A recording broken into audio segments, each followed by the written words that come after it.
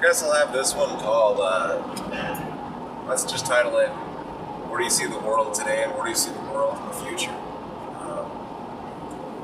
I'm looking at the world through a lens of, I guess, being through the Iraq War. I look through it that way. I look through the world differently. I see it kind of in the aspect of what countries are going to do and what countries want.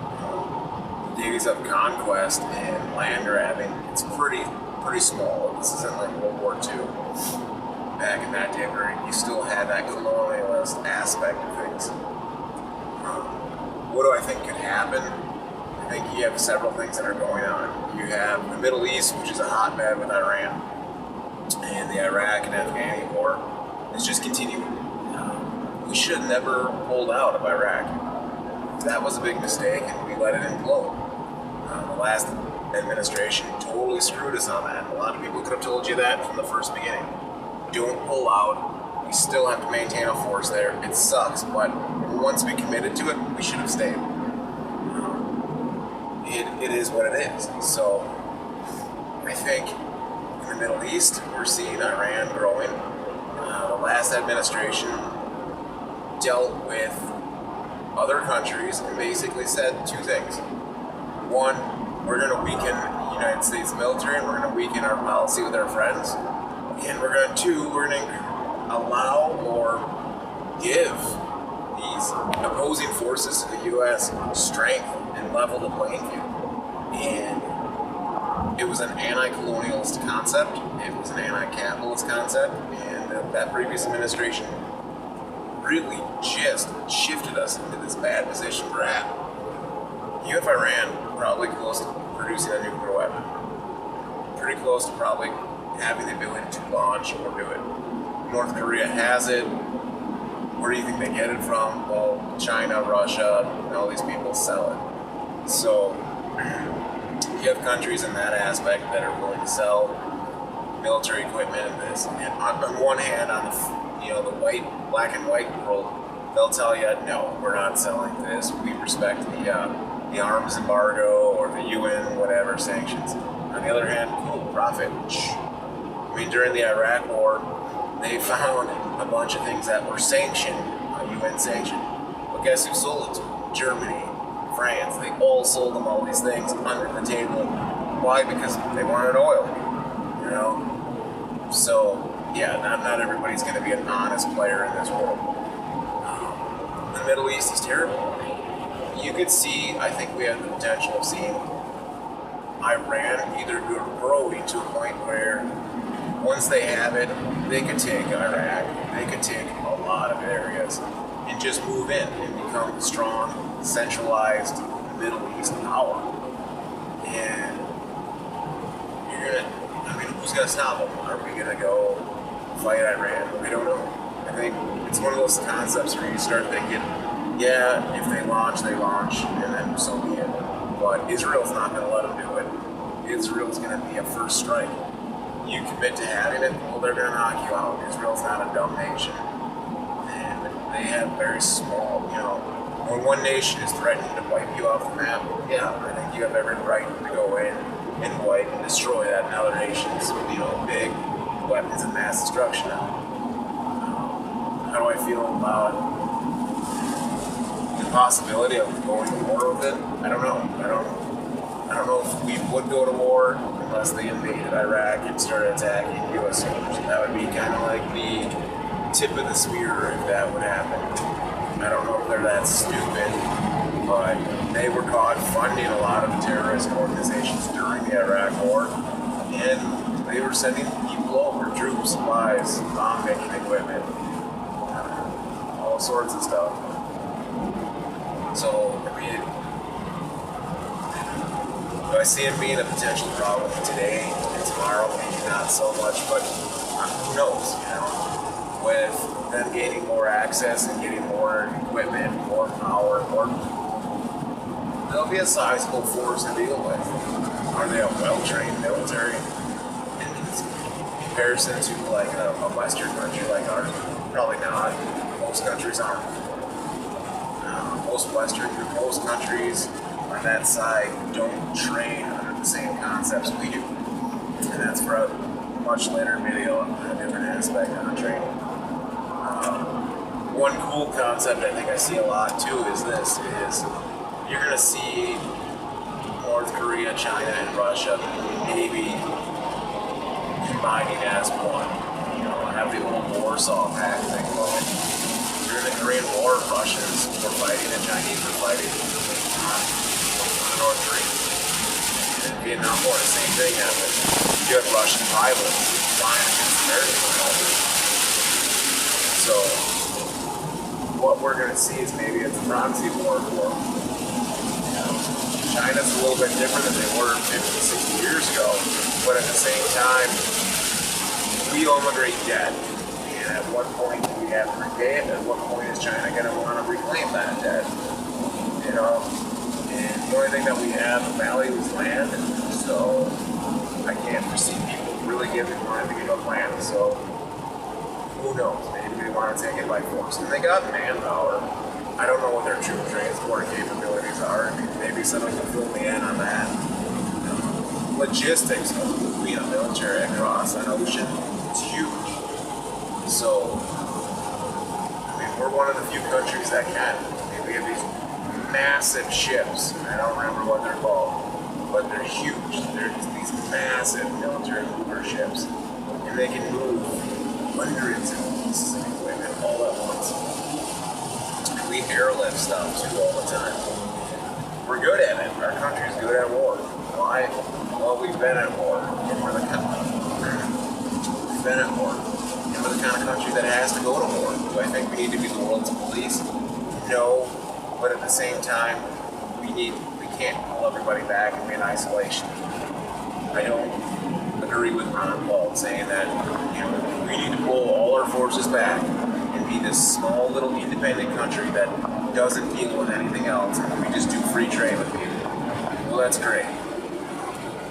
But evil exists in this world, and sometimes you have to deal with that evil. We found that out during World War II when Nev Chamber decided to appease Hitler and gave him everything. I mean, really sad, like just appeased them at every turn.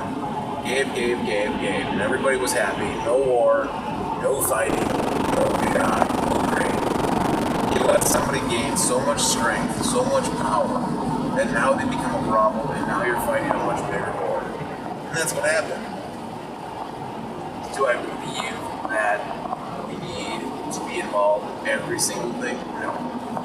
But when free trade is on the line, it's pretty difficult to not want to protect the oil that you're purchasing, or not want to protect the resources in which you're going for, or a trade partner who needs help. So yeah, there's kind of a double-edged sword on it. Does that mean that we need to get involved in a war where Russia attacks something small? I don't think so. I think it's not our job, but it comes down to the UN, and I think the UN really doesn't need to be here. Like, to me, the UN should be moved to Geneva. I don't understand how the UN entirely works, because a lot of it's sanctions, and a lot of times they're putting countries who, for what it's worth, they're run by madmen and murderers and all this, and you put them in charge of these projects that just don't exist. Like, I don't know. For some reason, the UN views the US as the great evil too, and I don't think the UN's served as well as they thought. Has it prevented wars? No. Have they done anything? I don't think so. I can't name one thing the UN is good at. They place sanctions, but what do sanctions do? They only hurt the people. They don't hurt the leadership. They don't hurt this. I mean, when you're a dictator and you're in charge, great. You have the food, the gold, and the money. And guess what? If people are starving and get mad, what are they supposed to do?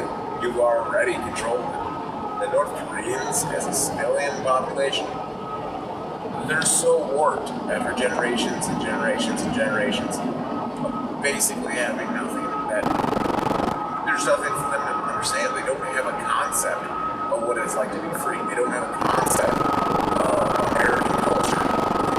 It's just there. They don't understand it. Freedoms, leadership. They don't understand it. It's not there. It's like talking to a toddler or talking to a high school kid who's never seen it. Or it's like talking to a guy that's never seen color and explaining what the color red is. So, I mean, you have that. Do I think North Korea is going to launch? Honestly, I think they're in a pissing match, but Trump is doing the right thing. Standing up for our country, standing out, making sure that we're a nation of strength. And he's coming from a position of strength. Do I think North Korea is going to launch a nuke at us? That I don't know. But I think North Korea is going to actually do something. The table's on. You know, will they attack? Will they do something sneaky where it's in some sort of container ship EMP device? Hey, that's very possible. You know, a lot of stories and a lot of people have wondered, you know, what would it take to knock out power here? Well, if you got that container ship theory where you have ballistic missiles in the container ship and you don't give a shit if the ship sinks, it's a one-way mission, well, sure, they launch. And they go up and they arc over the U.S. and they detonate. And the EMP knocks out the power grid or sections of the country's power grid, and we wind up without power. It's devastating for the United States of America. You're basically ensuring the death of millions of people instantly within maybe a week. So, you got that concept going for you. Do I think they would do it? Yeah. I honestly think they would fire. Why? Because here's the thing about North Korea. What do they care? What do they have to lose? Even if they retaliate with a nuclear weapon, strike back, you can't knock out their power. They don't really have it. They don't have electrical power grid, so they don't really have this great, you know, they have it for them, but they don't have a massive power grid. They don't have it, and you're going to wind up what? They're going to go run to a bunker. So hitting them in their sealed bunker, you won't be able to get the leadership with it. You'll end up killing a bunch of civilians, which I understand, you know. War is hell, and sometimes you have to hit a city. You know, World War II was pretty much a good example of that. Yeah, we fried 2 cities to prove a point and to take out, you know, at least show strength. And yeah, it sucked, but in that aspect, it saved lives too. But entirely off point. My concept too for you would be North Korea's not coming. I mean, what are you going to do to North Korea that hasn't already happened? I think they could withstand a war. I think they could, you know, withstand a ground war, a conventional war, for a limited time. I think they would be able to beat them. But I think North Korea is smart about it. They've done probably a lot of research into, like, what Al-Qaeda does. They probably have a lot of people who are commando types who are going to do all sorts of terrorist attacks, because what else is a small country going to do? They're already probably implemented. They probably have tunnels, and their commandos are probably some really tough SOBs. So I think, you know, North Korea put up a strong fight. Will China and Russia back North Korea? That I don't know. I mean, China on one hand says, yeah, you know, if you do first strike, we're not going to support you, North Korea, but at the same time, do you think it's just talk, or do you think they would? You know, are they going to go, well, America pushed you to that brink, and we're going to use this as an opportunity to kick it off too? Would China expand it? I think China could take most of Europe, along with Russia could take most of Europe, and it wouldn't be that difficult. Without the U.S. in the fight, there isn't much you can do. We're not a big military right now. We're in a rebuild stage thanks to the last administration. And we haven't fought a conventional war. You know, I guess the initial attack and maybe the first Gulf War was maybe a last conventional war. We truly haven't fought a conventional war against maybe an equal force in a long time. I mean, it'd be tough. Do I think they have the power to push out and expand? Sure. I think Russia and China together would expand. I think Russia would want to take back old Soviet territories, and I think Russia might as well keep pushing forward. Why not? Why not keep going for a bigger land grab? I think war right now is gonna happen. North Korea is gonna do something, whether it's a sneak, a strike, or something. And what does that mean for the U.S.? Well, if they actually do an EMP attack like that, be prepared. Be prepared for infighting, because that's what the first problem is going to be. Be prepared to have prepping supplies with food, water. Those doomsday preppers may look insane. Some of them were, but talk to a prepping community and maybe get off the whole concept of Red Dawn and look into what can I do to survive.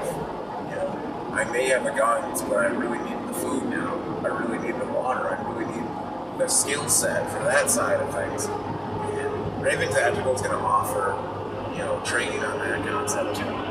However, I think the world's really going to be hit. I'm not saying it as a Christian, like the world's going to end on September 23rd. No. I think in the next few years, you're going to see the downward spiral. I mean, we've been hit.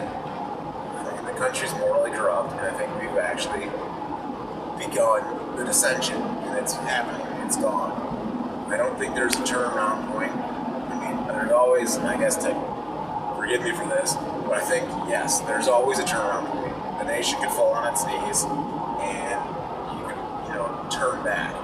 Do I think it's going to happen? I doubt it. I just don't see it. We're no longer a nation that believes in capitalism and free speech and all this. I think, we're a nation who a chunk of people, a growing majority, want socialism.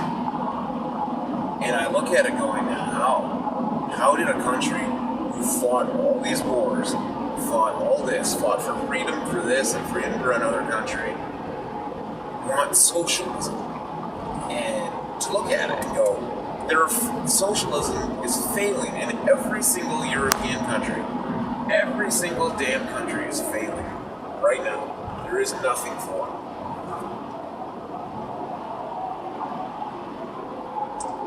Hang on 1 second.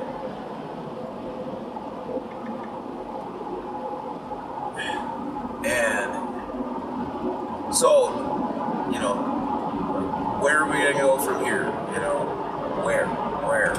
What potential things are going to happen? What's going to kick off? I think the majority of what you're going to have is this. You're going to have people who are fighting for this, and you're going to have, I think North Korea might be the tipping point. What do I think would happen if North Korea attacks and distracts the U.S. or draws the U.S. into some sort of conflict? You'd have a country like Iran start mopping house and cleaning up the Middle East. And it's doable. Like, Iraq used to be a pretty big, sizable force. And during the 80s, they had the Iraq-Iran war. And Iraq used chemical weapons as a deterrent, because when you're a second or third world country, you don't really have nukes. And they tried to get a nuke when Israel blew up the power plant. They used mustard gas and sarin gas and had all that. And why not? We sold it to them. Perhaps we sold it to them, or perhaps these European countries sold it to them. And it makes sense, to have that ability. But, we put them in power, and people go, well, we put them there, and that was bullshit. Well, you know what? We put them in power because we wanted someone then who's going to be stable and run that government. And you know what? It worked. Communism didn't spread that badly. It didn't gain footholds everywhere.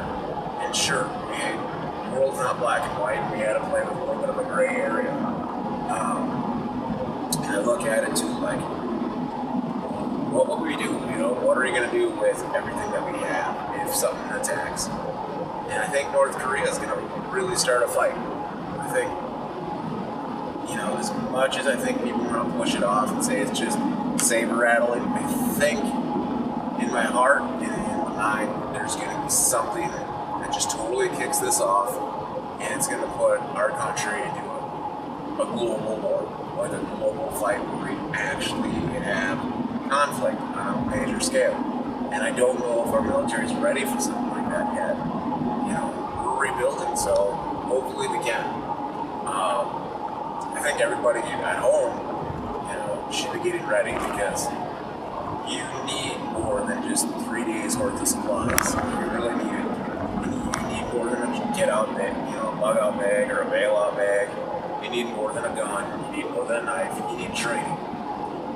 You need information on it. You need to know how to, living in a city without power, if the grid goes down, is chaos. They're not designed to run without power. And most people aren't prepared for it. Most buildings aren't designed to run without power. 100 years ago, yeah, everybody had a building that was designed for basically airflow so that you didn't need it because you didn't have AC. And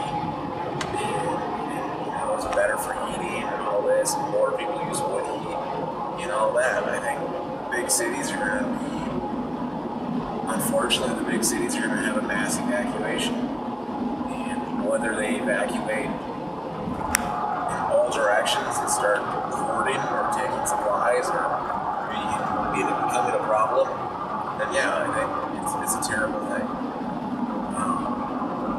How do I look at it from a perspective as an instructor? I think me and Aaron are capable of teaching you a couple things, teaching you stuff. We also have some EMTs who are also preppers who can give you basic medical skills or basic, how would I want to say it? Basic trauma first aid. You're not going to do surgery, but you're going to be able to understand basic trauma first aid. The military and the Army side calls it combat lifesaver. And they're capable of teaching you this. We're capable of teaching a class like this. We're capable of offering these classes to people. And I think it's important that people take it. And we can offer you a class too in prepping 101 on how to can food, how to stock up, what things you should stock up, what things you should, what foods to avoid stocking up on, how to store properly so that you do get at least a couple of years out of your goods, and what you probably should need, and what basically you should look at is calorie sizing. The concept that you think that you're going to go to the woods and just hunt, that's a pretty good thing, and a nice book and novels maybe use it, but it's not real. It's not real, If everybody goes out there and starts hunting, everything gets wiped out, and that's a problem. And it's one of the things that scares me. You have all these people that think, well, I'm just going to go where I hunt. You have a lot of people in Illinois who hunt up here. Well, that scares me because they're going to come up here thinking, well, I got my cabin or a place I rent, and then just start slaughtering game in the woods. And it's dangerous because you wipe out the deer population, you wipe out, this population. It's going to take time for it to come back, if it does come back. And there's going to be conflict there, So, this is going to be part one of maybe several what I think is going to happen in the world. And my apocalyptic video series, if you were to call it this. So, thanks for watching right now. And be prepared or be ready for the next one. Hopefully it's not too winded and too rambling-ish. I'm going to try to get some more visual aids as I go along and maybe edit this one and put in some type of maybe some pictures or some statistics or some facts that I can help out with, so it's not just looking at me the whole time. But continue watching, subscribe, comment below, and if you're a fellow prepper, say hi. I love talking to preppers. I like talking to tactical shooting people. I like talking to gun owners. Shoot me a hello, shoot me a just let's make it take it back. Let's make this community great. Proud to be part of your community, and just thank you. So enjoy. Have a great day.